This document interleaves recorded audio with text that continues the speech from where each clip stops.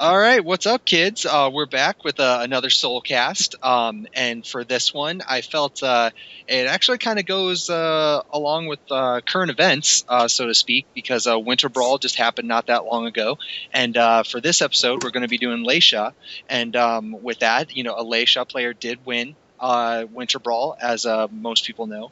And with that, yeah, we're just going to kind of jump right into it. I know that a lot of people are going to ask, so I'm just kind of address it right off the bat. I couldn't get MT Fighter onto the podcast. I actually wanted to do two guests for this one, but he did just do the SC tier podcast that came out not that long ago. So I know it's not exactly strat heavy, but if you want to hear him talk and get some of his thoughts, definitely head over there and listen to that episode.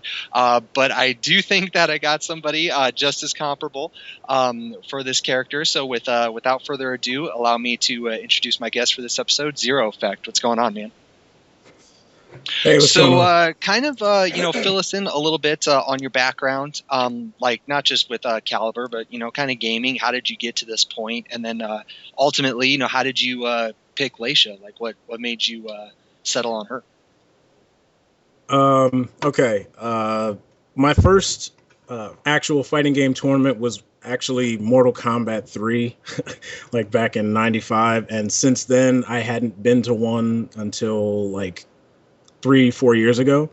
And this was like me getting into this was basically me buying Soul Calibur 4, playing online and seeing the lag and not wanting to ever play this game again until I found some people to play offline. And Insane Kent, I'm not sure if you've heard of him. I know some of the people in 8-Way Run have heard of him. I've known him for maybe about 10 years now outside of Caliber, and he just decided to come in and at Soul Calibur 4, and he's like, hey, if you know about 8-Way Run, you can come into that. And I know we've played a lot in the past, so I was like, all right, whatever, that's good. I get to play offline and enjoy this game again. So we did that, and from there, that's pretty much it. I stuck with Caliber. I ventured off into Mortal Kombat 9 for a little bit, but mainly just stuck with Caliber for tournaments.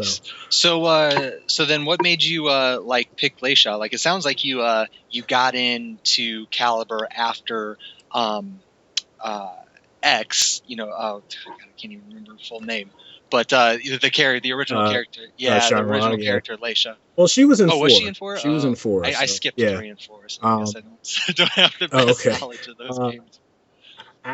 Actually, the only reason I'm playing Leixia now is because the character I played in 4, Talim, was not in the game. So I played X as a secondary in 4 just as a casual, and so when 5 came out and Talim wasn't in it, it was like, all right, well, I guess it would be either Leixia or maybe Shiba or somebody that looked kind of flashy and like had a lot of tricks and stuff like that. And I like characters like that. So I ended up settling on Leixia and pretty much haven't really looked back since. It's interesting you say that because I've heard quite a few people who are like, well, when Caliber 5 first came out, I really wanted to play Talim.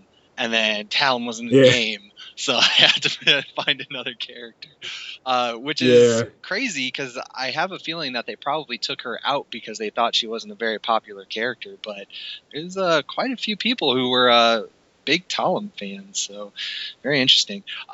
So I'm sure that we'll return to this topic later, but just kind of to start the discussion a little bit, what are your thoughts about Winter Brawl and a Leixia player taking that?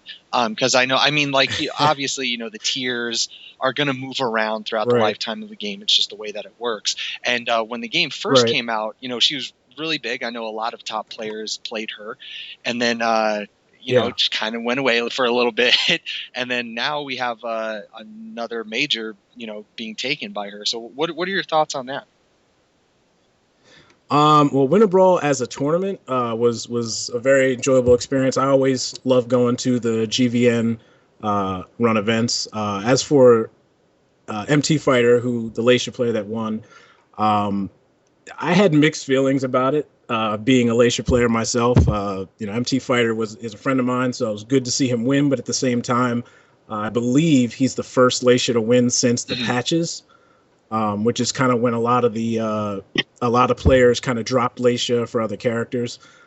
So it's kind of like, yeah, I've been playing in Soul Calibur 5 for a long time, and he comes in his first offline major and wins. So it's kind of like I'm happy for him. I don't take anything away from him, but at the same time, it's like, that's that should be my time at some point. So yeah, I understand that. But no, congrats to MT Fighter for that. It's somebody, I can't remember who it was, but somebody, I don't know if it was on SCT or somewhere else, but I'd heard somebody mention him before he even went to Winter Brawl. They were like, I think everybody needs to watch out for this guy because he's going to make a splash. And then what do you know? His first offline tournament, he wins it. Well, this was his first offline Soul Calibur 5 tournament. He's been playing since like Soul Calibur 2 and 3, so he's been playing way longer than me. But he's, I guess, been away from the scene for a while, so this was like his big comeback for Winter Brawl. All right. Well, I guess, with that, we can kind of just jump into the actual character discussion and maybe, relate a little bit or related a little bit to, to how she won Winter Brawl. But I guess I'll just kind of throw a general question at you first, and we can kind of bounce from there. Usually I like to start with like strengths and weaknesses, like what are you looking to do when you start a match or pick up this character, whatever it may be. Now, from what I've seen, it seems like she's very much falls into that be annoying until they make a mistake sort of category. Yeah, pretty much. I guess just talk about that a little bit. Like, let's say you're a brand new player, you like Leixia, you want to pick her up. Like, what are your goals, your strategies to make this character? Well, the thing about Leixia is she can't really be boiled down into like, she has to be an enclose, rush down character. Or she has to be a spacing character. She's pretty flexible. She's pretty well rounded. But I guess the first order of business is to kind of like understand her strings and understand her pokes, because that's pretty much where the bulk of her pressure comes from, where she can do like strings and cancels and delays and stuff like that to make your opponent hesitate or try to escape the pressure. And once you do that, you can start using some of her movement killing options to keep the pressure on. All right, well, let's start there a little bit then. Like, what's the core group of moves that you would use to start, I guess, initiate that pressure? Well, I mean, her AA and BB are solid. Her AA actually, I think, is one of the best, if not the best, AAs in the game. It's I-11. It has decent range to it, and it also has a Brave Edge that, if people try to, punish or counterattack after blocking it, she can go into the Brave Edge, which is really good. And she also has AAB, which is a natural string, which, again, it's unsafe if it's blocked, but the third hit kind of discourages people from moving after the first two. Her BB is standard BB, 14 frames, decent range to it. It's good as a mid-range feel-out move, like to see what your opponent likes to do with that range or how they respond to blocking the half strings and stuff like that. When you're in close, I would say her best moves are her 4K, which is a spinning high kick that knocks down. She has 4A. She has 3K and while standing K, which all these moves are very, very low negative on block, and they recover really fast if they whiff. So your choices are then to keep pressuring with her really fast AA or 2A, or you can set up like a back step or a side step to counter their retaliation. Interesting. All right, I did want to ask real quick about the AA. Is that something that I don't want to say like hit confirm, but like I know in Tekken it's kind of back and forth on how that term is defined, because like for the most part when you say hit confirm, it's one of those things where you can visually see it happen and there's something in the animation that changes that says, oh, okay, now it's a counter hit. Whereas then you have other strings which they just go on for long enough that you can kind of make a judgment call on whether it's a counter hit or Right. not. Is that something you can do with that string, the AA string, or is it usually just you're kind of feeling it out and just guessing? For her AAB, that's kind of like you're mainly just kind of feeling it out. For her AA Brave Edge, that's easy. That's definitely counter hit confirmable. If you hit it on counter hit, it's a 5-hit string. Only 4 of the hits will connect, but the last one is 0 on block, so you can it's like nothing ever happened. If the AA hits counter hit and you do land the Brave Edge, it's 59 damage plus whatever you do afterwards. So it's really, for an I-11 move, it's really, really good. Yeah, absolutely. So let's say that you don't hit it on counter hit, and you said it's just 0 is the last hit, or well, the very last hit of the Brave Edge. Yeah. So do you usually use that? Let's say that you either guess wrong, or let's say you use it like in a punishment situation. Would you just start pressure right after that again, or is it? I guess like what are you using that as a punishing tool? I guess that would probably be a good question first. But. Well, you really can't use it as a punisher, only because it's a counter hit combo. So if you do the Brave Edge on normal hit, they can block the Brave Edge part and either sidestep the last hit or just guard the last hit or something, and that would leave you pretty wide open. The one thing that she has that saves that is if she does the Brave Edge and hits K on the last hit becomes a guard break ground tremor type move, where if they try to sidestep the last hit and attack and it's too slow, they get caught in the tremor and they get stunned, so you can hit them with another AA Brave Edge or something else. All right, I guess I misunderstood that a little bit. I thought the first like 3 or 4 hits were all guaranteed, but then on counter hit you got that extra. Yeah, it's only on counter hit when they're guaranteed. That makes sense. All right, well, so you mentioned so it sounds like that's a pretty good place to start for her her pressure, and then you mentioned using that to set up. I can't remember exactly how you put it, but like her movement like stuff. Movement Now I know, like in the past, at least with X, is all about sidestep B, like that. That was the thing, like just setting everything up for sidestep B. Now I know that sidestep B is still, a main tool of hers, but I'm guessing that she has a lot more than that now. Pretty much. I mean, you can either set up a sidestep with stuff like 2-2B, which was step B in those games. You can set up backstep, which I guess is really where the money is, because you can get whiff punishes with her launchers, and if you can do 4-4B that back evades, and if they try to like 2A out of the pressure, now you've punished them for doing a poke. So it's pretty much her trying to kind of poking the bear until he tries to take a swipe at her and she just gets out the way. So all right, that's pretty much the idea. Right, and you mentioned her launchers, so I'm guessing that she has some stuff more than just 3B. Yeah, 3B is the main launcher though. 3B, full crouch 3B, 2-2B. Those are the 3 main ones you're going to use. She has her 4A plus B is a launcher as well, but it's not really used for after a backstep. It's more like it's more for the auto GI that it has on it.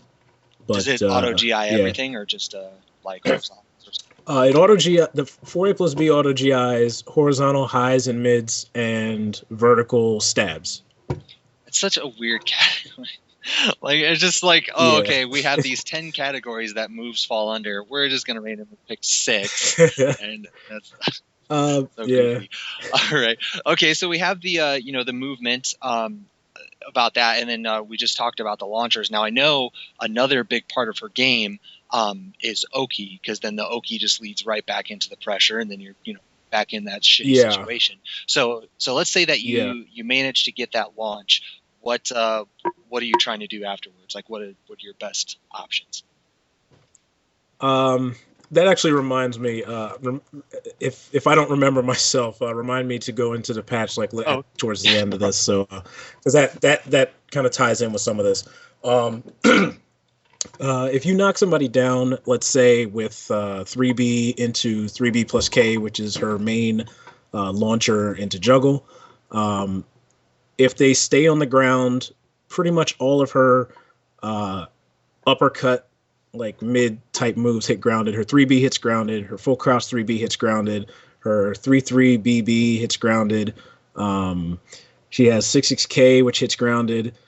She pretty much hits grounded on a lot of her mids, and if they stand up trying to block the mids, you have your throws. You have her while standing A plus B, which is a low high combo that leaves her at advantage on hit, and so her Oki is pretty much just knock them down and mix them up with either that low, maybe a 2K if they like to roll around, or any one of those mids. Gotcha. So typically, because you had mentioned, stuff like her AA, BB, what other, I guess, tools are you trying to sneak in there to start up her pressure again? Is it just kind of sticking to the AA and BB after they stand up? Well, it depends. Like if you're trying to close distance, BB 6-6K, 3K, those moves are good from farther out. If you're already in their face, AA and BB are always solid. 6B is really strong. It's a high stab like to the face, and the damage isn't amazing, but it's +6 on hit, so they pretty much can't move at all afterwards. In most cases, her 2K is better than most because it lowers her hitbox enough to duck certain mids. One major example, like Mitsurugi's 4B, it'll duck under that and give her a free whiff punish if he tries it. So 2K for like trying to break a defense in close, 6B, AABB, 3K, 6K, just those are her main like in close pressure tools. I'm glad that you brought up closing the distance, because I was actually going to ask about that, because I know kind of to tackle two subjects here. Her grabs, she hasn't really ever been really fancy with in the grab department. But kind of, right. Just her play style, she doesn't really need to be. Now, after you connect a grab, do you usually just do something like a 6-6K to close the distance real quick, or what typically do you follow up a grab? With her A grab, it's better because the A grab leaves your opponent face down, and they can't really tech away from anything you try. They have to roll or just stand up. So in that case, 6-6K would be really good, or you can step forward and do full crouch 3B, or just regular 3B. The B throw is kind of bad for like wake up type stuff, because they can tech back, they can roll, and before you even get a chance to get in, they can just throw out a random attack from the ground, and suddenly you got counter hit for a bunch of damage. So it's in the case of the B throw, you just want to move forward and not really throw out an attack. If you do throw out an attack, maybe like 6-6B, something with some range to it. So that way, if they do come up with trying to hit you from the ground, you'll get a counter hit with that, and that's really good. So I know that, or at least I think that she just has, just your normal A and B grab. Now, from what you just said, her A grab sounds like it's, a lot better than the B grab. So do you, like, overall, what is your opinion of her grab game, aside from obviously they exist, so you're going to use them? But what do you think it like complements her? Or is it just one of those things where they're there, so I have to use them? Well, as a character, Leixia really needs throws because she doesn't really have a solid low anymore since the patch. And so it's hard to make people want to duck against her. It's hard to make people want to feel threatened in any real mix-up situation. So the throws are there to kind of train them to say, I'm not afraid to make you pay for blocking standing up. But that's also kind of a weakness because throws are really risky, and much more risky than a low would be in that situation. So if your opponent is trained on breaking all your throws, or they're just trained to figure out when a throw is coming and they duck and punish it, it kind of limits her mix up potential at that point. As for the B throw itself, the only real reason to use the B throw, in my opinion, is when you want them to not break A, because A is the best throw of the two. And no, the B throw does ring out forward and over short walls, but the distance is really iffy. Sometimes it looks like it should ring out and it doesn't. But it is there. It's good against the wall too. But other than that, if you're mid-screen, A is the more rewarding throw by far. Gotcha. So I guess that's a good segue into another topic. And I actually have a two-part question. First, you said that she doesn't have a low anymore. So my first part is, what was the low? Right. And then the second part, just real quick, I only heard, if I recall correctly, you mention so far 2 lows, and that would be 2K and then the wall rising A plus B. Does she not have any other tools then, or she has other lows, but as far as the ones you're going to be using the most, it would be 2K and wall rising A plus B. Her 2K was the low that I was talking about, because before, when you used it, it knocked down on normal hit. So anytime you were within range of it, they had to beware of that low, because it would knock them down, plant them face down, so they couldn't really do much about the wake up situation, and you would chase them in and you would do 2K again, or you would do the mid version of that move, 2K slide A, which has a whole string attached to it that's natural combo and also knocks down. So it was it made her wake up game a lot, I guess, scarier in that sense. But I guess the other lows she has, like 1-1A, 1-1A is good. It's not really reactable, but it's very low damage. It's negative on hit, and it's really not used for much other than a poke. And if you're going to poke with a low, you might as well do 2K. And rising A plus B is the low you want to use because of the frame advantage and the reward on hit. So, yeah, I would say that based on the properties that you just gave me for 2K, that's a pretty good downgrade for when it comes to lows. So, do you ever find yourself doing 2K at all? Oh no, I still use it a lot. It's still not easy to see, and because the mid still knocks down, it can, it makes people eat it more than they did before, because they don't want to eat the mid. So it's still a good move. It's unsafe if it's blocked, but on hit it's 0 and pushes out a little bit, which I wish it didn't push out so much, but it's still decent. It's a decent low. It's not a great low like it was, but it's still decent. Now, the string off of the 2K slide A, is that only guaranteed in certain situations, or is it always as long as you hit the? This is something else that I guess when we go into weaknesses, I'll go into further. But Leixia has an issue with character-specific combos, and this is one of them. There's certain characters where if you hit 2K slide A, the entire string after a sidestep, some characters can block the rest of the string, but for the most part, it's always guaranteed. It's a natural combo, so you don't need to worry about counter hit. As long as you see it hit once, you can just go into the rest of the string, and it's guaranteed. Now, I presume then that it's probably pretty punishable then, if you. It's only punishable if your opponent knows to just guard at the right time. It's a 4-hit string.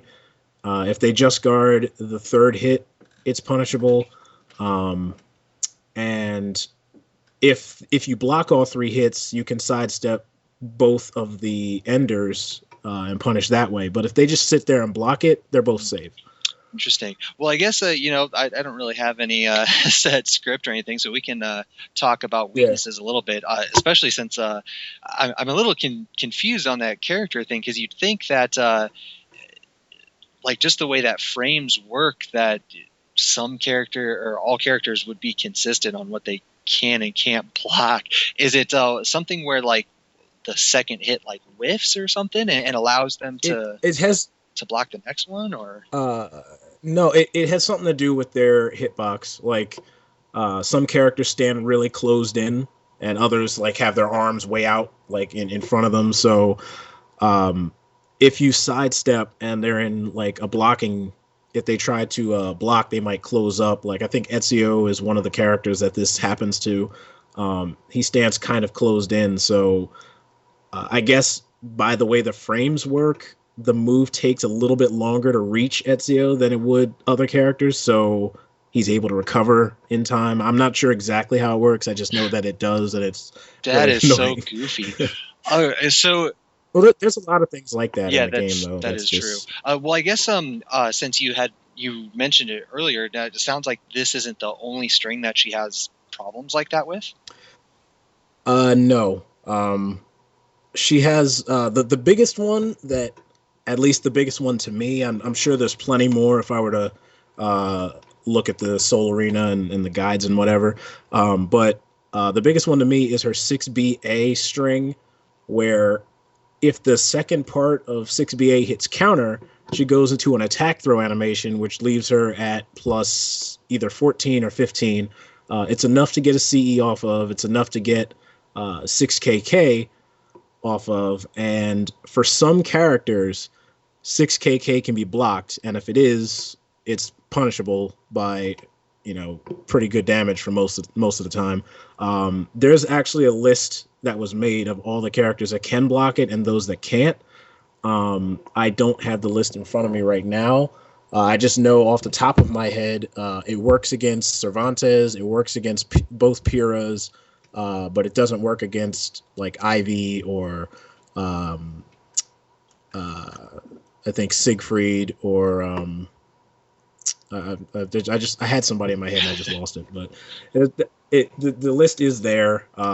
Maybe in the comments section I'll put the list there. Yeah, no, we it is not at all uncommon that we give people supplementary stuff to go check out. Yeah. So Yeah. I actually do have a follow-up question on that, but it'll change just topics a little bit. So before I do that, now you said that was the most important one to you. Are there any other notable issues like that, or strings that have issues that you think Leixia players should watch out for, or conversely, if you're playing against Leixia, something you should keep in mind?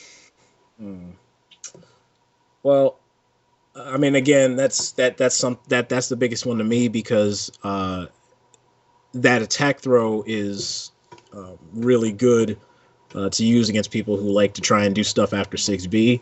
And the only other one I can think of is it's not really a character specific combo, but it's more of a character specific setup where if she lands her critical edge, she's within range of certain characters to where the opponent's face down, and if they stand up, they have to guess between a 2K, which would hit them grounded if they lied there, or 3B, which would also hit them grounded if they lie there. So you get that 50-50 on certain characters after the CE hits. On other characters, for whatever reason, they're too far away for either of those to hit, so you have to step forward, and that gives them time to get up and maybe get away, which can be a problem if the CE doesn't quite kill. So, Okay, well, then with that, my follow-up question actually has to do about that character knowledge. Now, character knowledge, of course, it's a two-way street. If they don't know as much about your character as you do, then you can take advantage of that. But it sounds like even though she seems like a pretty basic character, it still sounds like you have to have a lot of character knowledge with her just to, I guess, take advantage of those situations. Like even if you only have three different moves or three different situations that you're working with the entire match, if they react or have different properties or I was blanking out. Not conclusions, but results. If they have different results depending on the character that you're playing, obviously that will drastically change the outcome of the match. So, in that regards, do you, character knowledge will always be something that will benefit you, but do you think it's something that's more important or something that you should stress more if you're playing her? Absolutely. You cannot. I mean, unless you're like a machine that reads everybody's mind, you really need to know not just like character matchup in terms of, well, this character likes to be in your face or this character likes to back away, but you actually have to go and try and find the best tools to stop like certain strings, certain setups. Like if there's a string that you can sidestep. Maybe you don't have time to actually sidestep it, but you can use one of her moves that automatically sidesteps, and that'll beat it out. Or maybe you'll have a move that, or like a frame trap or something you can escape with her 4/4B, or a frame trap that you can escape with her Rising B Brave Edge, or something like that. So I guess you can say that about every character. It's good to know like anti-character strats and know your opponent and whatnot, but I feel like with her, it's absolutely necessary. You have to know her punishes. You have to know like evasion and stuff like that. So I guess for that part of like being a player, if you were like talking or giving advice to a new player that's trying to pick up Leixia, how would you advise that they best go about like picking that up? Like some people are really good at learning on the fly and just playing tons and tons of matches, and they never ever go into practice mode. But other people, they need to do that, the reading up and hitting the lab. So how do you think like the best approach is for her? I think, I guess to start, you'd want to focus on again knowing her strings. And just her basic pokes at about mid range, since that's usually I guess the starting point for every match. You're probably not going to just run head first and into your opponent and be right in their face all the time. So I guess try to figure out that know your combos, definitely. Like I know sometimes when you've had these SoulCasts, like you would ask about B&Bs. With Leixia, it's like, I don't know if you can really call it a B&B, because she has to like, you really have to know all your combos because of the fact that you need to take the damage where you can get it. So, but I guess like if you know what you can punish with AA, because it's 11 frames, it punishes a lot of things that most characters can't. Know what you can punish with 6KK, which is, it's 14 frames, it's a mid, and you can do it from crouch. So pretty much any low that's remotely unsafe, you can punish with it. It has pretty good reach too. So, know that. Know what you can punish with her CE, which is 12 frames. And her 3B. Those are like the four, I guess, main punishes she would have on block punishes, whiff punishes, whatever the situation might be. So it sounds kind of basic, but she's actually really solid at those, and that helps her to keep pressure on when your opponent does moves that they think are safe and they're not, because AA is too fast, or 6KK will reach. Well, you actually just opened two doors to two different topics. The first one that I want to ask you about, you mentioned her juggles and B&Bs, and just making sure that you know all of those. Now, when you say that, do you mean that her juggles or her combos are going to change depending on the launcher, or do you mean like it just depends on your situation?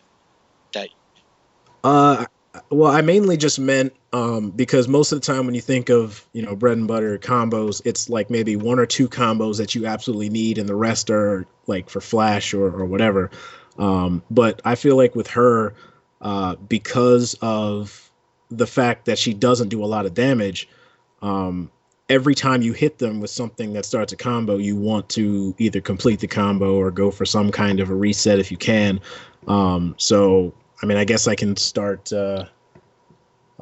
ratting off some of the combos off Yeah, the I top of guess my head. fill us in a little bit on that, because I'm just curious, because like you mentioned, most characters are like, oh, well, here's my max damage combo that I'm usually going for, or Right, here's my yeah. ring out one. But it sounds like depending on what your goal is at that moment in time, like hers will always vary. Right. Well, fortunately, she doesn't have like, it's not like she has like 20 million different combos. They're pretty much all the same in concept, but like say, 4K is technically, I guess it would be a launcher, but it's a knockdown that kind of floats your opponent in the air. So if you do 4K, you can do 3B afterwards, or you can do 6K afterwards, since they both hit grounded. Her 3B will launch and give you 3B plus K, which is the standard. You can do 1B, where if you do 3B into 1B, it spikes them to the ground right in front of you, and they can't tech or anything or roll or anything, so they have to guess between you doing full crouch 3B to hit them on the ground, or again rising A plus B if they stand and block the mid, or you can threaten a throw or whatever. It does less damage, the 3B into 1B, but the potential for the mix-up afterwards makes up for the damage it gives away. Her 2-2B and full crouch 3B are pretty much the same as her 3B. The only exception is if you hit them with full crouch 3B, you can also do full crouch 3B into 6A plus B, which is the most meterless damage she's going to get off a launcher. And there's upsides and downsides to that.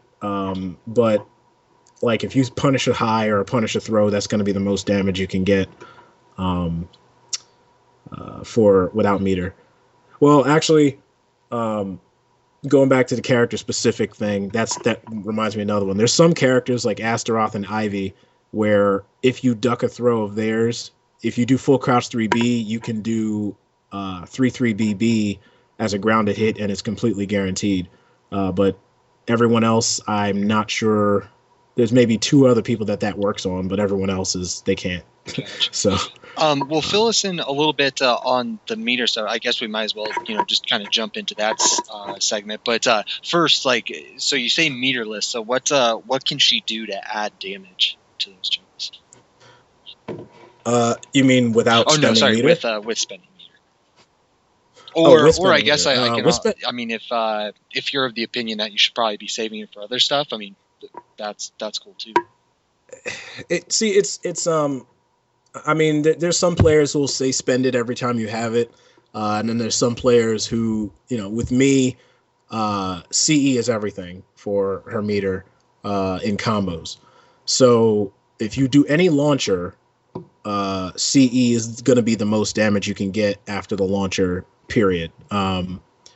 So, and that can be good or bad depending on how you like to spend meter.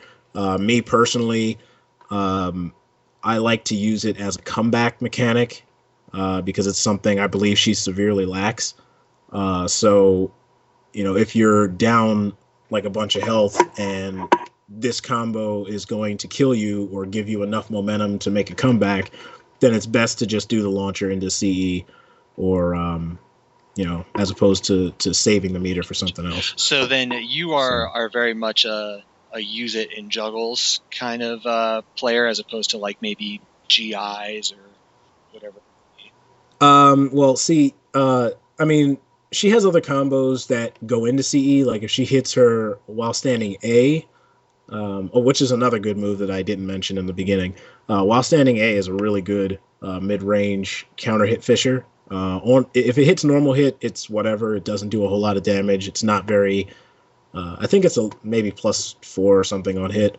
But on counter hit, it's +12, which guarantees a CE, and that's it for somebody to just make a mistake once and try to sidestep and it hits them and then they lose I guess 80 some damage off of that. That's pretty reliable, so that's pretty good.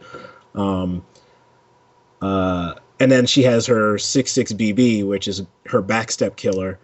where if that hits counter, that will also give her a CE, and that's 100 and something damage. So um, if you can land either one of those two on the ground, or as I mentioned earlier, the attack throw from 6BA, all of those give her a guaranteed CE for a ton of damage. Other than that, you're probably just going to be using it on launchers. So at least you usually are you a big GI guy then? You just kind of ignore that, or? No, I don't ignore it. I think GI is really good. I don't think GICE is very good because, I mean, unless it's going to be like the last hit and you need to win that round, then I could see the use. But just me personally, I feel like it's spending an extra half bar to do the same thing you would be doing if you just whiff punished with CE, or if you just, block something and punished with CE or something like that. I mean, I'm sure it has its upsides, but I just don't feel like draining 1.5 bars to do a CE when I could just, do a CE and some just guarding or something like that to do the same damage like another character wouldn't. You're right. Yeah. Meter for. Well, that's a different thing entirely. Well, that's a completely. Well, you did mention I wanted to ask you about the whole comeback mechanic question because you were right. It sounds like it falls into one of that the weakness category. So kind of fill us in on that. Does since you're using meter a lot to kind of make up ground there, does she have nothing, or are there maybe like a couple tools that you can occasionally use to get her out of some problems?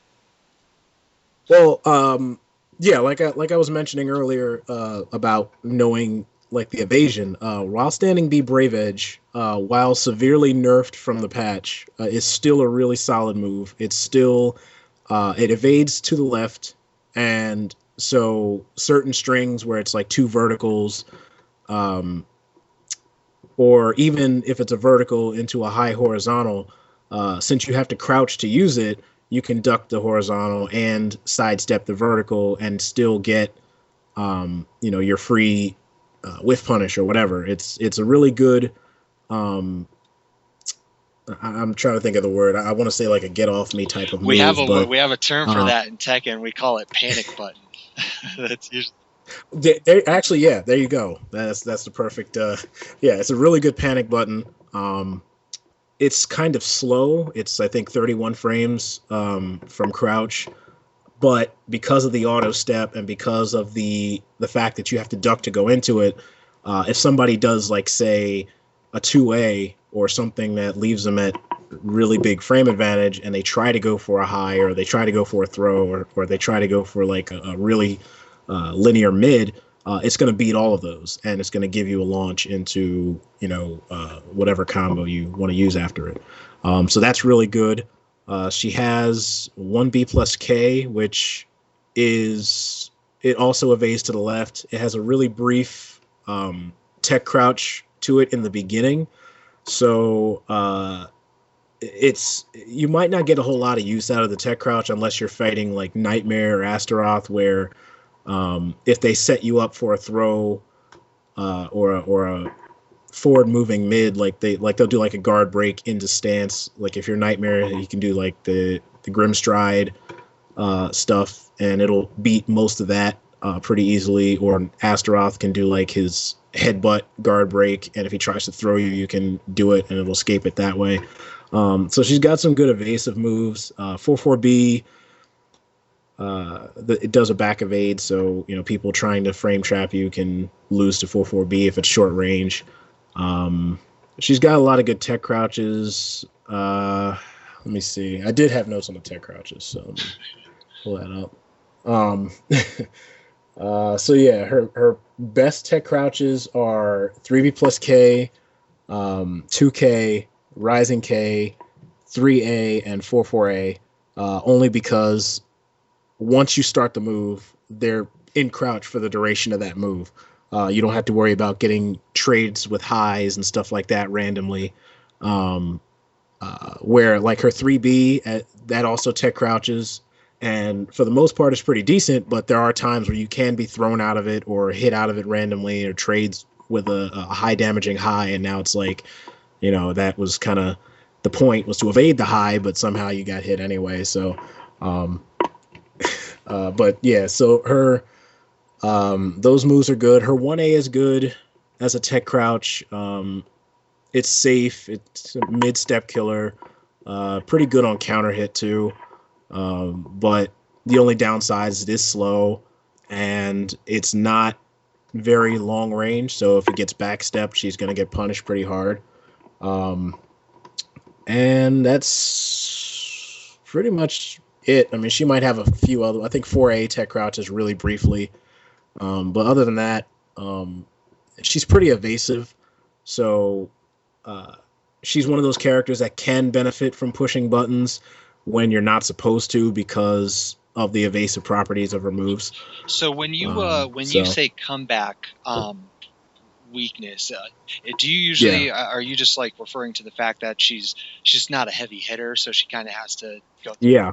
Yep, that's it. Damage. That is the name of the game as far as her weaknesses go. I think you mentioned it earlier, where like if she does she can spend one critical edge, and her critical edge does 76 damage, which is decent for a 12 frame move. But then you consider that Nightmare can do 3B into Nightside Stance BA, and it does 75 with a chance of clean hit for 83, and he spent nothing. Then it's like you really start to see the big difference there. And another thing that's interesting that I actually found out not too long ago, I mentioned it a couple of times in the forum and maybe once in chat, but if you really want a good idea as to her damage problem, really it's damage scaling more than just the initial hit itself. But if she does her raw critical edge, as I mentioned, it's 76 damage. If she does 3B into CE as the staple punish, it's 77. So that's one more point of damage than you would have gotten for just the CE. And even worse than that, if she does 4K into CE, it does 69. So now you're doing less than you would normally get for just a raw CE. Which is why I didn't mention 4K as a block punisher, because for some reason that move scales a ton, and even if you just do 4K into 3B, which is one of her B&Bs, that does less damage than a regular BB. So it's a weird, I guess, logic behind the damage scaling in most of her combos and juggles and stuff. So, which is why I said earlier, you need to know all of them, because you really want to take as much damage as you can get every time you do land a hit. Now, do you think that's like a gigantic weakness? And the reason that I asked that is because you mentioned Nightmare, and him specifically. Obviously you can always mess around with range and distancing and all that other stuff to make up for it. But I know, in general, she's a lot safer than Nightmare. So, yes, do you think that's a decent trade-off, or do you think that it's just a little too much? Like she's just doing a little too much less than she should? Well, the thing is, that's matchup specific. With Nightmare, it's an even trade-off, because she has the tools to fight with Nightmare. She can punish his unsafes really well. 6KK is really good. Her CE punishes everything from stance pretty much. She's got the tools to deal with that, in spite of the fact that she loses out really bad on damage, and she can kind of be outzoned at a mid-range space. But then, if we're talking characters like, say, Pyrrha, or mainly like Mitsurugi, Alpha Pat, who aren't really that unsafe, and get all that reward also, then it's like you're really fighting the battle of trying to poke them to death and annoy them into doing something that you want them to do, or you just don't want to get hit by anything, because one of their counter hits is going to be 3 of your B&Bs. So that's something you have to keep in mind, especially at higher level play. So yeah, I mean, in the defense of Alpha Pat, I'm just gonna say that you have to be a Terminator to do all those combos. But Oh yeah, that's the argument, is the execution. But I don't think it's too rough with Pyrrha. So I don't know. I guess I mean, what's your opinion on that then? Like, if you compare her to another character that kind of fits that mold, who's more of a pokey style, waiting for you to make that mistake. I mean, do you think she's kind of balanced, or? Well, see, as far like I said, Leixia as a character is very well rounded in what she does. The only downside is she doesn't really have something she does above and beyond everyone else. So Pyrrha, in my opinion, is so close to being an even matchup, but because Pyrrha is just as evasive and hits harder for evading, it has to give the edge to Pyrrha, just because we're doing the same things, but one is just being rewarded more than the other. So it's not so much that Pyrrha is just out and out destroys her. It's just the risk versus reward on the options is in her favor. In the case of Alpha Pat, that matchup is a lot worse than Pyrrha, just because he has so many tools that cover multiple bases, whereas Leixia is a type of character where she does one thing. Like, for example, her Rising A, like I mentioned, really good at step killing. Really painful if it hits counter and you have CE, but if it gets backstep, she gets launched. 6-6 BB, really solid backstep catcher, 100 in damage with CE, maybe 70 if you do the regular 3-3B combo. But if it gets sidestep, she gets launched. So there's like, it does this good and it loses to that. It's kind of like almost like a rock paper scissors kind of mentality. Whereas somebody like Pyrrha's 6-6A catches step, back step, tech crouches, and safe. Or Alpha Pat 3-3B catches back step, tracks to one side, and is safe. That kind of thing. It doesn't cover multiple bases most of the time. So No, that makes sense. I mean, I think in pretty much every, I mean, I was going to say every fighting game, but any game really, the right. best characters, or whatever they happen to be, are always going to be the ones that have to use the least amount of moves or abilities or whatever it may be to cover the most amount of options. So that makes sense. Absolutely. I did want to ask about just because we were talking about rewards and damage and all of that. The only thing that I don't think we've talked a whole lot about yet is her walls and ring outs and stuff like that. So first, I guess just because ring outs are obviously insta death, so if you have a good ring out game, that's always a plus. And you mentioned earlier about having to remember juggles and whatnot. Does she have a good ring out game? Does she have those options? Yes, Leisha's. And I can't believe when you asked me about what I would teach them in the beginning. Yeah, definitely focus on cornering your opponent if you can. On infinite stages, obviously this doesn't matter. But Leisha's ring out game is, I wouldn't say it's like Nightmare or Aeon strong, but it's really strong. Because as I mentioned before, her 4K, her Rising K moves like that are very low negative on block. They're like -2.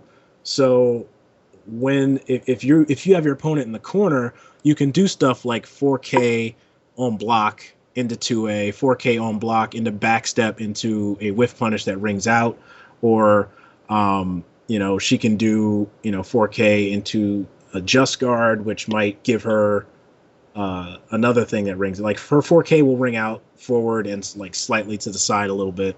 Her 3B that rings out. It's a launcher. Full crouch 3B, same thing. Her 3B plus K rings out from pretty far away. So if you have them near the edge, just pretty much keep them from stepping with 4K, and if they block it and they want to try and fight you out, fight back, backstep and then launch them and kill them. 4-4B also will ring them out if you evade something with that. So does she have any? Does she have anything that like pushes? If like let's say you get the launch and you're just barely out of the 3B just ringing it out automatically? Does she have anything that does a push? Yeah, 3B into 3B plus K. Full crouch 3B will give her 6A plus B, which pushes out the farthest. But you can't get 6A plus B off of her regular 3B. So most of the time you'll be using 3B plus K. You can also use 9K, which it's 2 hits, but they can't really air control it until the second hit is done. So it carries them a little bit of an extra distance. So if you're near the ring edge, it will give you the ring out. The other thing that rings out that I didn't mention is harder to set up, but it rings out from far. Is her 4-4A hold. 4-4A hold is a really, really slow step catching mid, and it's 2 hits. If she hits both of these on normal hit, she gets a guaranteed AA Brave Edge, which gives her a guaranteed 3B into whatever, I just mentioned. So on certain stages, like the Ivy Lab stage or like Aeon's triangle stage, if she hits that from middle of the ring, that's going to be a ring out. If they try to throw her and she guesses right on that and 4-4A ducks under it, that's going to be a ring out from pretty much the middle of the screen. So it's she can, it takes a hard read to get it. Or you can, that would be another application for GI. If you GI something and they try to re-GI back and you do 4-4A hold, that's going to be guaranteed and send them pretty far. As for the walls is really where she gets damage. If she has you by the wall, she's suddenly jumps up a few tiers in terms of her risk reward, because now her 4K -2 on block, catches all step, and it's going to wall splat from a good distance away, and that will give you AA Brave Edge, 3B, which will wall splat again, and then I guess whatever you want. You can do another 3B. You can do 4A plus B. You can spike them with 1B and do the wake up mix up from there. There's so much she can do on the walls. If I were to go into all the wall setups, we'd be here for like 20 minutes. So, but I will take this time to plug my tutorial series. I made a Leixia tutorial series a while back that covers a lot of the same stuff, but in more detail. There's actually one episode completely devoted to walls and ring outs and stuff you can do. And it's really, if she can corner you and you can make a few good reads, she's really tough to deal with by the wall, because she's very safe and evasive and stuff like that. Well, when I put this up, you'll have to put a link up for everyone so that they have. Oh yeah. I'll put a link up, and I'll probably start adding them gradually to the media section as well. Right now, they're just in the Leixia Soul Arena and on my YouTube channel. So I will make another note of that when we wrap this up. So. Yeah, I'm all about giving people extra videos and extra reading material, because even when I started these podcasts, I started with a warning. There are very, very few characters in any fighting game that are so simple that you can cover everything in less than an hour. So it's one of those things where you have to constantly start to or keep studying and adapting. So cool. Well, I'll go over my list here. Well, before we change topics, I will mention one thing for her walls. Her best. It's also probably her best use of meter at the walls, because AA Brave Edge obviously is really important to most of her combos, and also since she tends to build meter really fast, in most cases you'll have enough for at least one AA Brave Edge and one CE, so you'll get combos like her 4-4A hold, AA Brave Edge, 3B, 4A plus B, and then 6BA to give you the attack throw, and then you can go into her CE, and that's I think 170 damage on its own.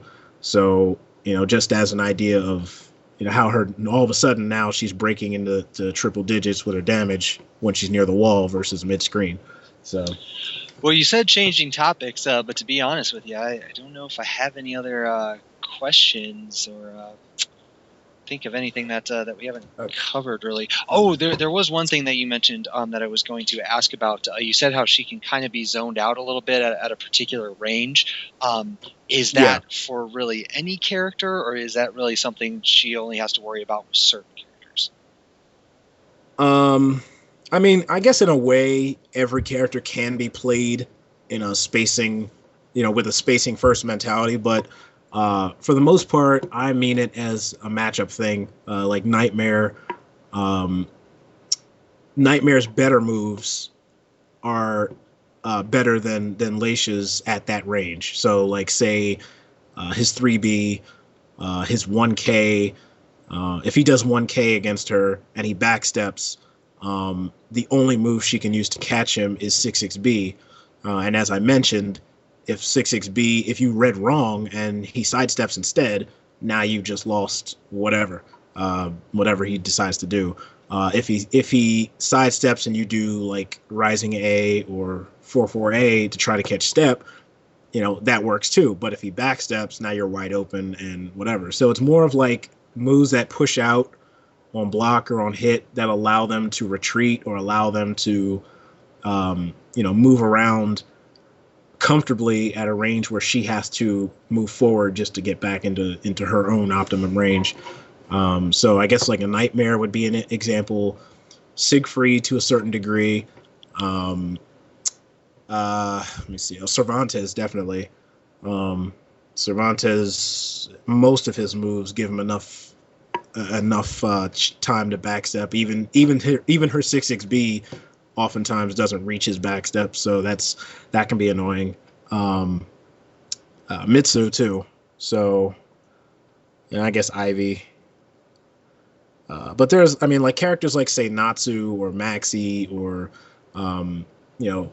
characters who are better in close. She can actually kind of play the spacing game. Even Pyrrha to a certain degree, she can play the spacing game against them just as well or better.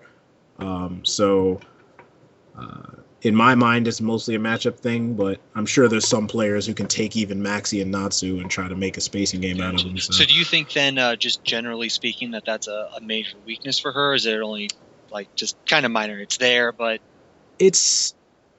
I think of it as more of an annoyance than a major weakness. Her major weakness is obviously her damage output, but I would say it's depending on the matchup, it can really be a game changer. But for the most part, it's like, oh, I got to get in again. So if I get thrown and I stand up, now I'm at that range that they want to be at. So now it's like, it's like adding an extra step to the whole process. So. Well, I don't really have anything else on my at least my list here. So the only thing that I have note of is you asked earlier to be reminded about the patch. So if there was anything else that you wanted to talk about before you jumped into that, there is her guard break game. Her guard burst game is one of the best in the game. I know I said earlier that she doesn't really do something above and beyond everyone else. I still don't think that hers is the best, but it's definitely up there for her guard pressure. And that's something else I would tell newer players to keep in mind, because just as I said, she kind of has to rely on throws for her mix-up more so than getting any real significant lows out of it.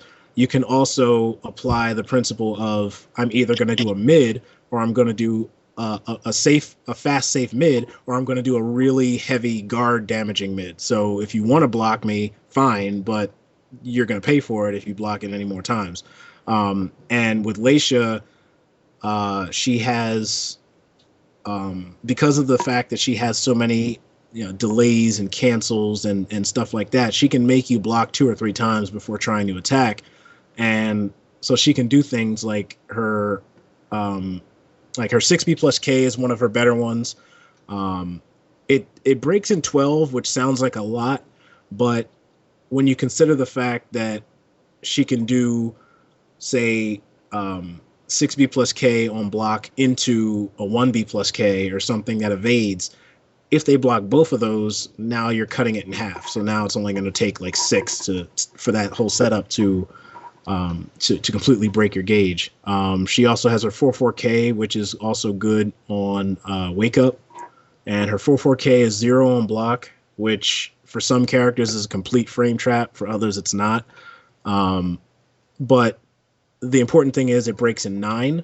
So if you're fighting like a nightmare, and you do 4-4K, and they decide to keep blocking, you can then do 6B plus K, and now you're again, now your workload is being cut in half. So it's she also has her feints, which I didn't really talk about too much. She has 3 moves, that she can cancel her string and go into a feint, which is where she kind of twists around and says, "Just kidding," and makes you block this like upward stab type move. She does it off of 6BA. If you do 6BAB, it'll cancel the A and she'll go into there. She can do 4A plus BB, which 4A plus B is a 2-hit string on its own. But if you do the second part, she cancels the second hit and goes into the feint. Now, she also has 4-4AB, which does the same thing. But these feints, the thing about them is they're not spammable because they're slow. And, if somebody's trained to look out for them, they can sidestep or just guard pretty easily. But because they're part of strings, if they're waiting to counter that string, the feint can come out and force them to block it. If they block it, it breaks in 7, and it leaves you at advantage on block. It's like +4, I think.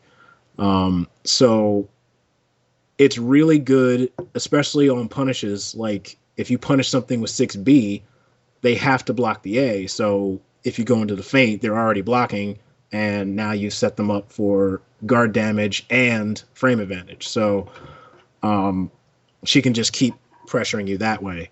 3B plus K is really solid.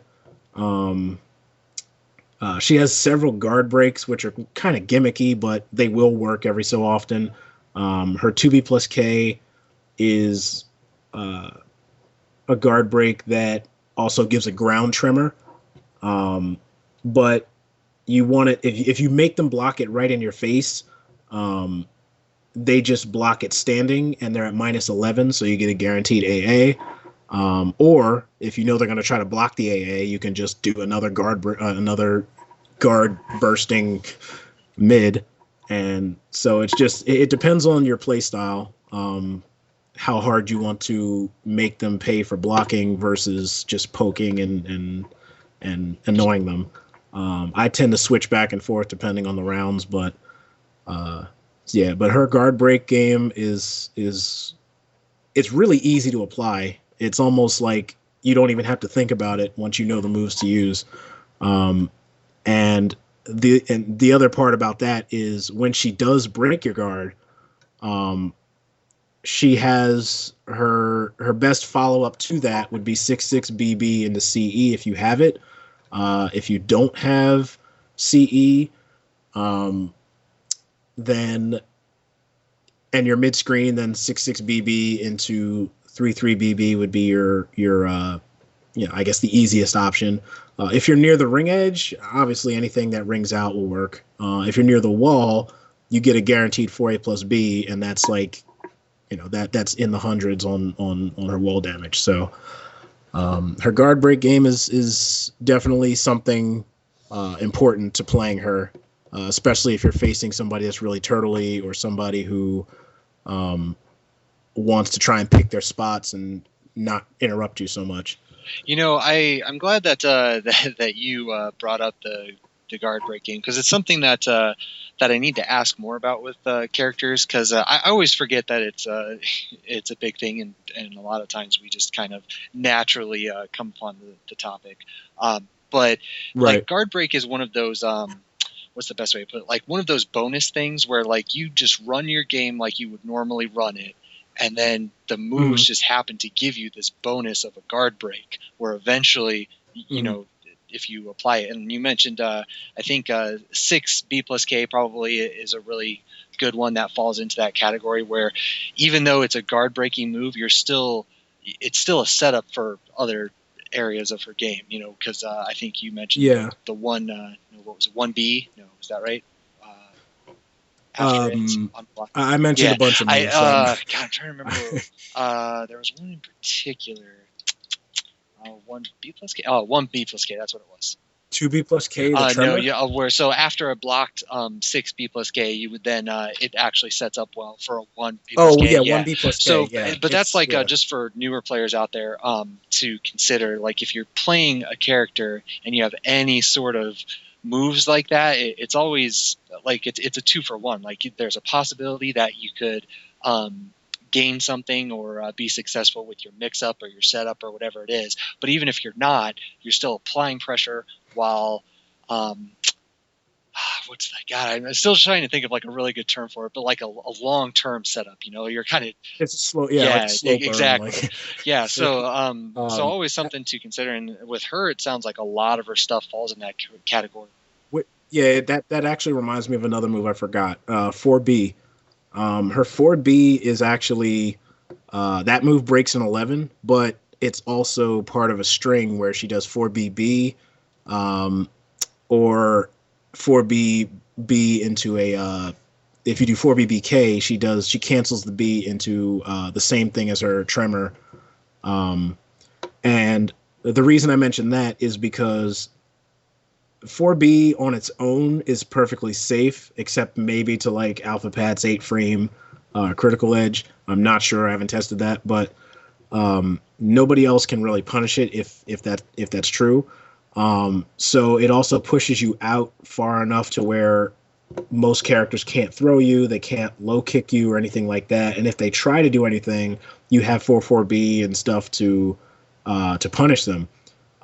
Most people, like the more knowledgeable Leixia opponents, will not do anything because they know that the second B can come out, and if the second B comes out, it will knock them down.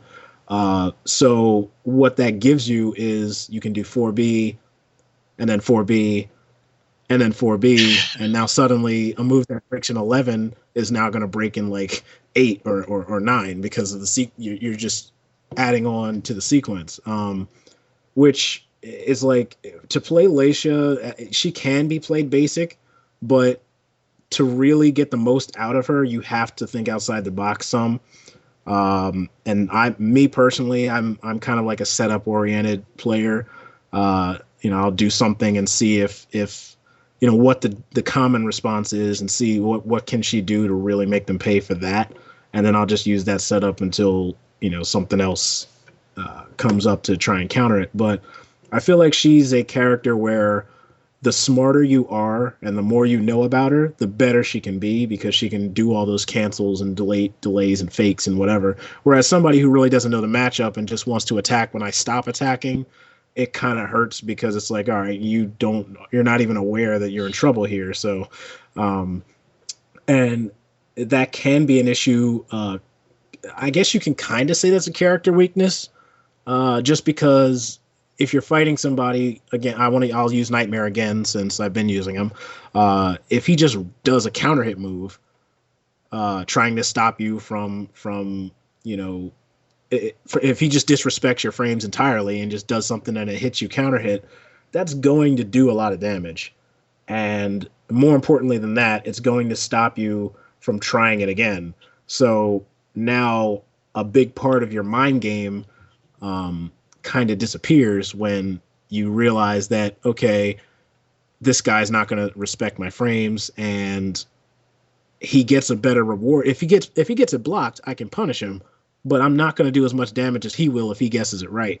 So I guess you can kind of throw that in there with a weakness, but I think that's just more of a that's just a loophole in how she's designed. Well, do you think maybe I guess it kind of sounds like it's one of those half full or half empty sort of things, because like at the same time, although just like you say, you can't get burned just because of the damage output, but it almost seems like you can maybe use that in to her advantage, in the sense that like the whole comparison with a frog in boiling water, but if you bring it to a slow boil. They'll just sit there and cook themselves. It's sort of the same thing where like she's not doing a lot of damage. So you're like, oh, that's okay, that's no big deal, I can eat that. But then you eat it 3 or 4 times, and all of a sudden you're dead, and you're like, well, where did my life just go? Like I didn't even know I was losing life. Again, she can be really annoying. She can just even, I mean, her AA, it's AA. It doesn't do a whole lot of damage, but when you see how much she can punish it, I mean, even in Leixia mirrors, when I play against another Leixia, it's like, okay, all right, that's AA, that's not too bad. All right, well, that got AA, well, that got AA too. And eventually you've gotten 4 AAs because it's just so fast, and it's easy to apply it, and it's just like, I don't want to eat that anymore, so I'll do something else. So I mean, it might not get the desired effect right away, but after a while, nobody wants to get knocked down 3 times. Nobody wants to get hit every time they do something. So it still has its own mind game, and it has its place. So okay, so I think that that does cover all topics. So you wanted to talk about the patch. So I have a feeling there's some specific stuff you wanted to talk about with the patch. Well, it's mainly, I just want to break the I guess the myth that mainly, I know in one of the podcasts, I think it was the Ezio one, where they were talking about how the Siegfried Soul Arena does a lot of complaining or something like that.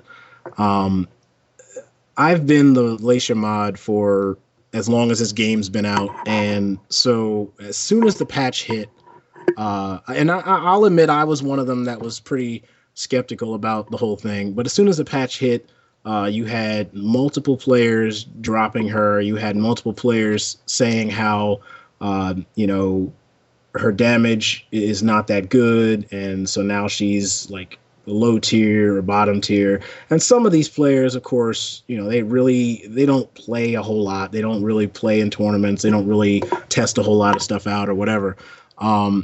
But the thing is, her damage was always low. Her damage was low even in pre-patch. But the thing was, the entire thing that defined her back then was guard breaking, wake up, and her evasion, because her Rising Bee Brave Edge evaded everything. It was instant. It evaded verticals instant on frame 1. So certain strings that you can't sidestep out of, she could get out of with that move if you did it fast enough.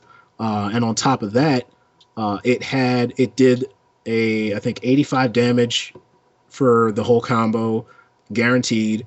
It auto GI'd highs, mids, and I think certain special mids or special lows that were horizontal. So it was basically like almost brain dead wake up situation. You get knocked down, Rising Bee Brave Edge will beat 90% of what they want to do to you, unless they did a low or something. And admittedly, that was a little much. It was safe. It broke in 6. It was like it was a little much for what the move did. But when the patch came out, they took away the ability to auto GI mid horizontals. They took away the instant vertical evasion, and they did something that I don't understand to this day, where they made it so the damage is capped at, I think, 50 or 60 damage unless you evade a vertical. If you just do the move and it hits, you're only going to get max damage is like 56 or something like that.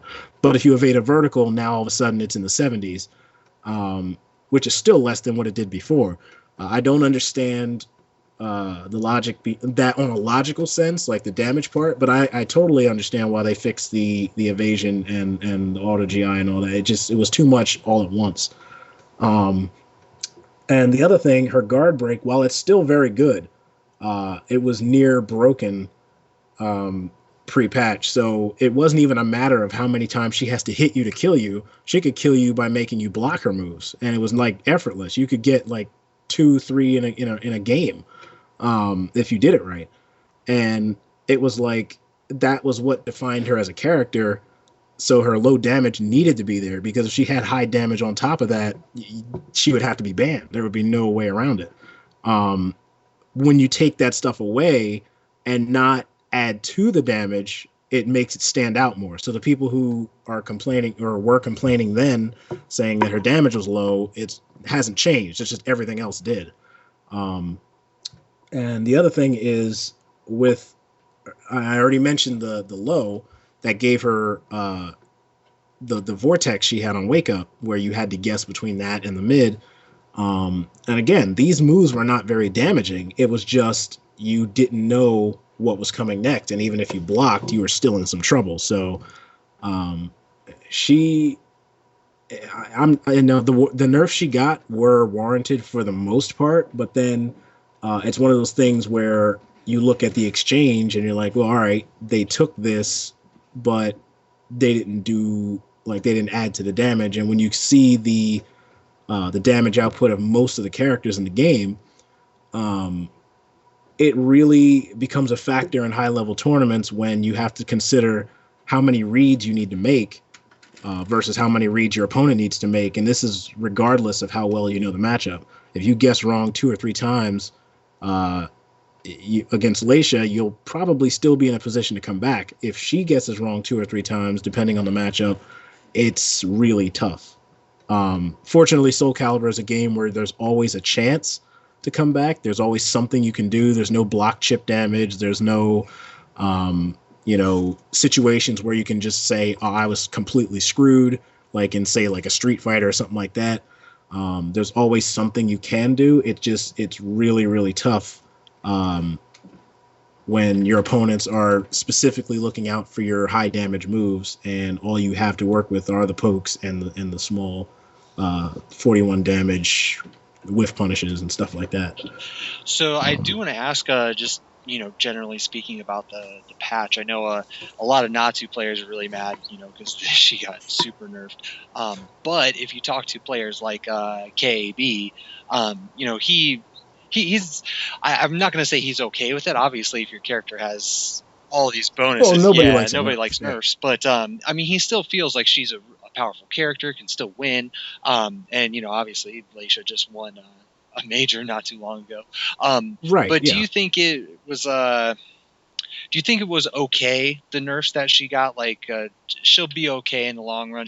It's cool. Or do you think they kind of went a little over? At first, I was a lot more upset about it than I am now. I wasn't quite as vocal. Oh, that's the other thing. There were actually 2 patches. Yeah. One was the overall balance patch, and the other one just took out a few glitches and bugs and whatever. And before the second patch, she had a combo where if she did her CE, she could do her CE right away again, and it comboed. And the thing with this was, everything that I just said about her lacking a comeback mechanic, that was it. Because there's so many ways you can land her CE, whiff punishing, block punishing, 4K, 3B, everything, any wall combo. It basically, if you got to round 5, or even if you were just up 2 rounds and it was round 3, and your opponent could not eat any of these moves. They couldn't step into 4K. They couldn't do anything because they would lose like 150 damage from the double CE. And the thing that double CE was actually a glitch because her CE normally doesn't hit grounded. But in this particular combo, for some reason, it picked them up off the ground. And not only that, but it didn't even scale. It gave her extra damage when both CEs connected, because back then her CE was only 70 damage, and if you add them both up, it should be 140. It was actually 155. So it was like, not only was it a glitch, but it also broke the rules of the rules of damage scaling and just added damage to it. So they got rid of that, and I think that was kind of like, for some of the players, the final nail in the coffin. They were willing to put up with it as long as they had the CE combo, and then that happened, and it's like, well, damn,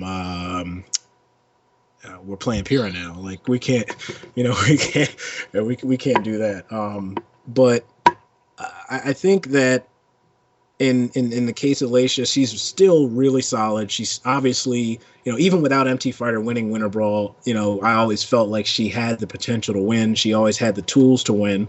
it would just take a lot more effort to do so than somebody who did a whole lot of damage. With that being said, do I think that she could stand for some damage increase? Yes, but even if that never happens, she definitely has the tools to compete. So it's not a question of whether she's viable. People like to throw the term viable and unviable around a lot. So it's not whether she's viable or not. It's just how much easier is it going to she how right. I believe viable by definition just means good enough to win, and I think there's a difference between good enough to win and being really really good. So some people just they look at the term like, oh, she can't win, she's unviable. It's like that's not the case. She's just has to work harder than say the top tiers. Gotcha.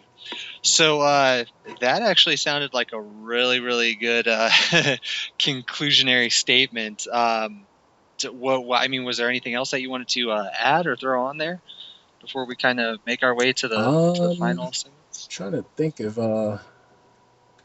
I mean, outside of shout outs or whatever the the soapbox part. I'm trying to think of. Yeah, no, we'll get to that. I was just. Yeah, I know. I'm just trying to think of something that's like just specific that I didn't mention. I'm not. I mean, I guess her auto GIs. She has a lot of those. They're not. Her auto GIs aren't like the core of her game, and they're not even something I would suggest to somebody who's just trying to learn her as a character, but they are there, so I guess it's good to take note of what they do. I already mentioned her 4A+B, which GIs horizontal highs, mids, and vertical stabs. She has her Rising Be Brave Edge, which it used to have the same exact auto GI properties as 4A+B, but since they got rid of the horizontal mids, now it just does horizontal highs, special lows like 2A, and vertical stabs.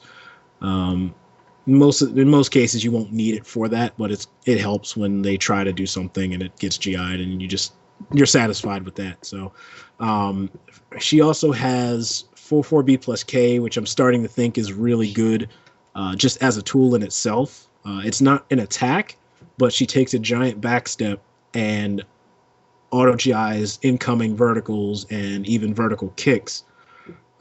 So it's really good against, say, an Alpha Pat who wants to use 3-3B to try and stop you from backstepping, or characters that, or like Mitsu's 3-3B or his flying knee move 3-3K. It'll auto GI all those, and if she auto GIs you with that move, she gets a free 3B into whatever juggle you want to use. And it's especially good for ring outs in that case, because if people try to BB out of your pressure, it's going to GI that and give you a ring out or a wall combo or whatever. And the what else? Her 2-2B plus K. Again, it's not a move in itself, but it's actually a stance of hers. I don't really think of it as a stance, but it's a move where she kind of spins to the side and twirls her sword up in the air, and it GIs horizontals, highs and mids, and vertical slashes, not stabs. So, it's almost like the other ones, but it's going to lose to stuff like Pura Stab or Pat 6-6B, things like that. So, and the other issue with it is you can't cancel it or anything else. So if they bait it, you're pretty much wide open for any of those. None of her auto GIs do lows at all. And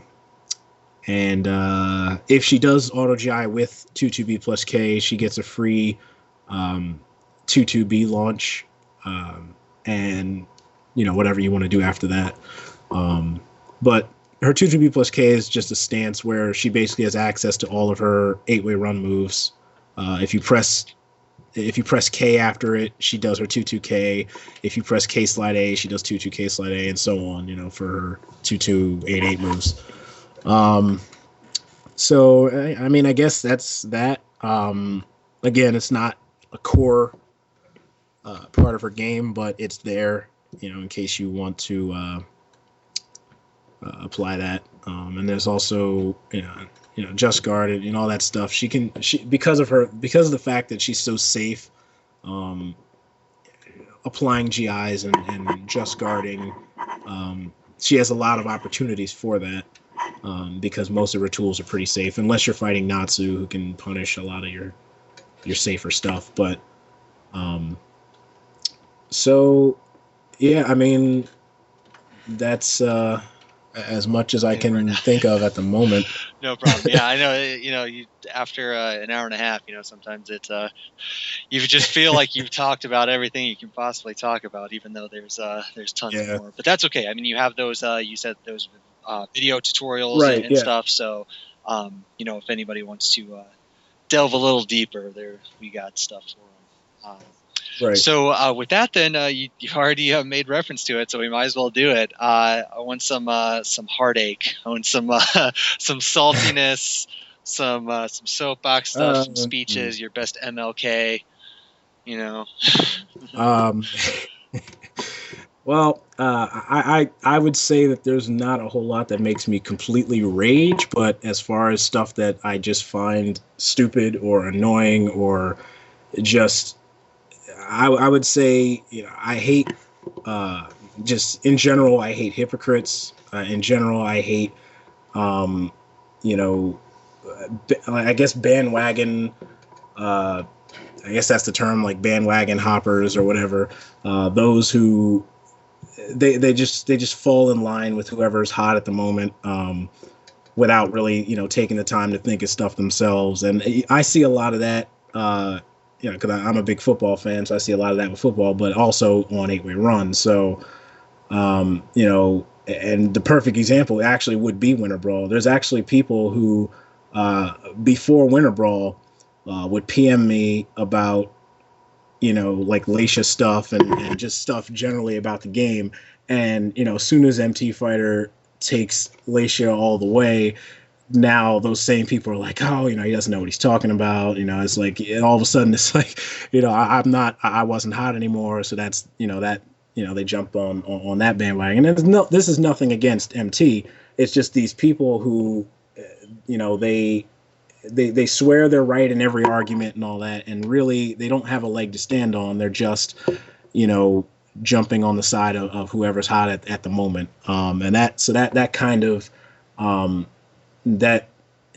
of irritates me. And just arguing with people in general who really don't have any common sense, or just like, they're just arguing for the sake of arguing, even if they're wrong. They lose the argument, and all they can think to do is just try to insult you or insult the community or insult the game or whatever the situation might be. And it's just like, shut the hell up sometimes, like seriously.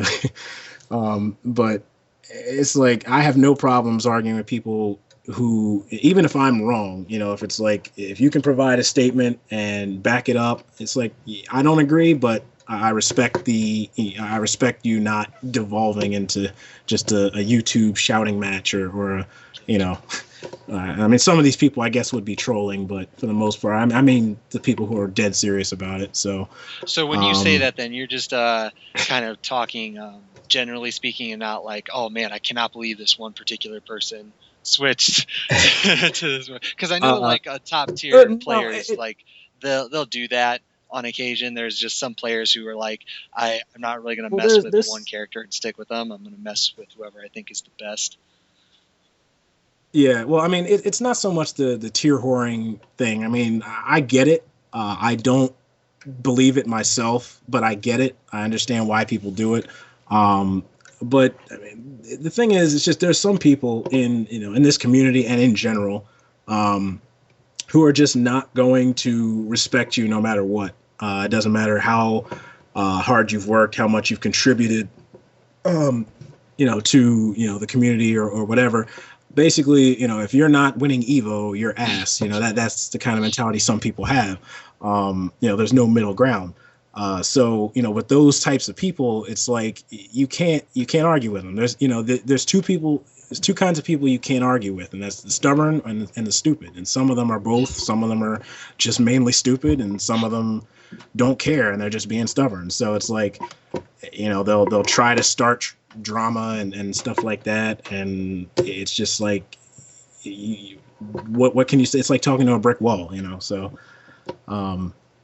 I just try to stay out of it as much as possible nowadays. Before, when I was in the community, I was trying to, befriend a lot of people, and you know, this was like kind of like a second family in a sense. But I've just knowing a lot of people here, inside Soul Calibur and outside of Soul Calibur, it's just kind of like, well, you take what you can get. You accept the friends you have, and don't worry so much about trying to get other people's opinions. So, and some people, they just like to troll for no reason. That's whatever the hell they want. That is the unfortunate nature of the internet.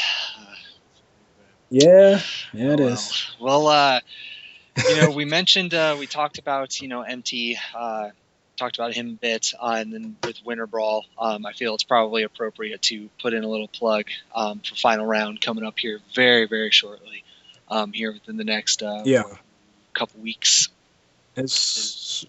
Final Round is actually next. Next 2 weeks. For anyone, there's.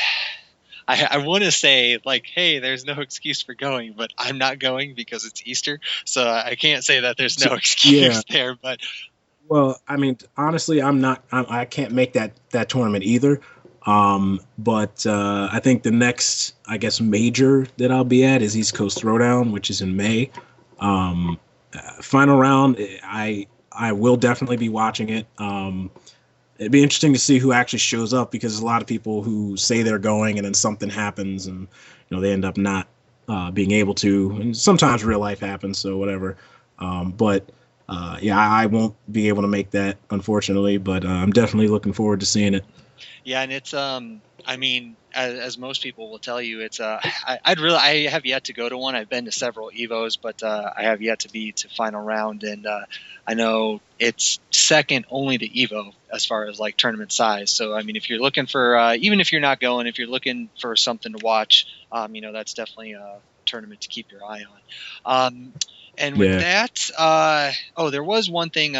This actually has nothing to do with really gaming all that much, but I wanted to do a little promo here for somebody I know. He's actually a member of the Tekken Zaibatsu forums, but he's an artist, and he does like showings, or I'm not exactly sure what they're called, but he takes commissions and does I guess I don't know if there's an actual term for it, but it's like a stencil painting sort of deal. Like he stencils it, he makes a digital representation of whatever it is that he's doing. He makes a stencil, and then he finishes it with paint markers and spray paint. And he's really, really, really, really good at it. And the reason that additionally, just for being a community member, the reason that I wanted to kind of plug his little business that he has is he does a lot of video game commissions, and I actually personally just had him do one for my sister because she's like a big Mario fan, and he did a Mario Yoshi thing, which is really awesome. He's not quite finished with it, but even as it is right now, it looks amazing. So I wanted to throw his name out there. I will put up some links for all of you who are interested. You can go take a look at some of his work. And now I am gonna kind of put a little warning on it. He's not cheap, but you do get what you pay for. I think mine came out to like 120, and then whatever the shipping costs will eventually be. But they are a good size. You figure they're going to be, depending on what size you want, but it's going to be like a pretty big poster size that you can put up on your wall. But I'm all about small business. I'm all about people who are trying to do their thing in the community. And he's very, very good. He does excellent work. Really nice guy. So definitely check his stuff out. And like I said, I'll put links up there. But other than that, I'm trying to think if I got any other thing that I want to say. I don't think so. I think we pretty much covered everything. So for the last little bit, I will throw it over to you. Any shout outs you want to do, or if there's any plugs that you want to put out there, or whatever, the mic is yours. Okay. when I do shout outs, I like to get everybody, but for the sake of time, I'll just name the most important ones now, and the rest I will put in the comments after this. So with that said, first and foremost, my main shout out goes to Insane Kent, because basically he's the one that brought me here, and without that, I never would be in 8-Way Run or probably in any of these fighting game communities or scenes or whatever to begin with. So, he's also been my friend for a long time. So, shout out to him. Shout out to Sporko. He's the host for our Philly, South Jersey offline sessions. And again, without that, I wouldn't really be here in tournament. Shout outs to Lost Providence for mainly just being one of the only, I guess, well-known top-level players who still will not mind, giving me advice or giving me support whenever I've needed it, and not having, a really big ego about it. And shout outs to Woes. He's our he's our guy. A lot of people don't associate him with Philly because of the drastic change in results, but shout outs to him for all the beat downs he's given us. I think he thinks some of us hate him, but no, Woes is awesome. He's a man. So shout outs to him. That guy's a machine. Well, yeah, he's as close to a machine as a person can be. Yeah. And shout outs, a blanket shout out to all the players who are not offline yet, but maybe considering. If you are considering going to a tournament, I highly suggest you do so. I know it sounds cliche, but you really do have to be there. I promise you'll learn a whole lot more in one offline tournament session than you ever will playing even 2-3 weeks online. So really, if it's been on your mind, please do go out. It doesn't have to be Evo. It doesn't have to be a major. Even if it's just a local, just try and do that and keep the offline scene alive while, online is on the rise here. And I guess lastly, shout out to you for having me on here. I don't think SC Tier is going to want me on there for some time. So I'm glad I could at least get on one of these. One of these podcasts and be able to talk some caliber on this stage. So, yeah, if you didn't hear your name on here, I did not forget you. I will put you in the comments section, but I'm just doing this for time constraints. So those people were mainly the ones that influenced my growth as a player the most. So I noticed LP pops up a lot in people's shout outs. I think he just happens to be one of those few top players that he's out there. He's always talking to people. Doesn't like he's not like a click guy. He's like, oh man, if you're not Chicago, I'm not talking to you. Well, he comes across that way if you've never actually met him. Like if you just read his posts and stuff like that, he can come across as like that. But no, he's a smart guy, so he's not. He knows he's just in it for fun and all that. And on that line, I can respect that. So, well, that's all that I got then. If that's the end of your shout out list, thanks everyone for tuning in. As usual, I don't know exactly who we're going to do next, but we are slowly making our way to the end to the end of this list. I know that we're getting pretty close to 2/3 of the way done. So these are just flying right by. And then, as usual, most of the time I have at least somebody in mind or someone's already made a suggestion. But if there's any names out there, who you think are very knowledgeable about any of the characters that we haven't done yet, feel free to throw those out there. I do take notes. I read the comments and whatnot. Other than that, that's all I got. So, expect another. Can I plug my thing, my tutorials please. one more Go time ahead. in case? So again, my tutorial series, Learning Leixia, it's 7 episodes in length. It's in the Leixia Soul Arena right now in its own thread. Or you can watch it on YouTube on my YouTube channel. It's youtube.com/NJ0effect, not youtube.com/0effect. That's somebody completely different. So just making sure you guys know that it's NJ0effect. I have matches on there, tournament matches, and of course the tutorial series in its own playlist. So If you're into Leixia or trying to pick her up as a secondary, be sure to go there and check it out, and I'm sure you'll be able to learn something from it. So, yep, excellent. And that's just like in general, if you're listening to these podcasts and you're at all interested in these characters, these podcasts are not the end all be all. I mean, there's plenty of material out there for you to keep growing as a player, and this is just a start. So after listening to this, if you're still looking to get into Leixia, definitely check out those channels. And then I probably should say, I completely forgot, but the artist that I was talking about earlier, his forum name is GK2000. And then if you want to look at any of his stuff and whatnot, he does have a DeviantArt page. It's gk2000.deviantart.com. And then he also has a Pinterest page. It's pininterest.com/ his name is Reggie, and it's Reggie, REGGIELE, F as in Frank, LORE. So Reggie LaFleur. So check him out, and then again, I'll put those links up on the post here. So other than that, again, it'll probably be with final round here coming up, not this weekend, but the following weekend. It'll probably be another 3 weeks or so until the next episode. But other than that, if you have any questions, comments, whatever, pretty easy to get a hold of me. And as always, you can post up on 8-Way Run. So with that, thank you once again, Zero Effect, for coming on and chatting some Leixia strategy. And no problem. That, thanks a lot, guys, for listening. We will catch you next time. Have a good one.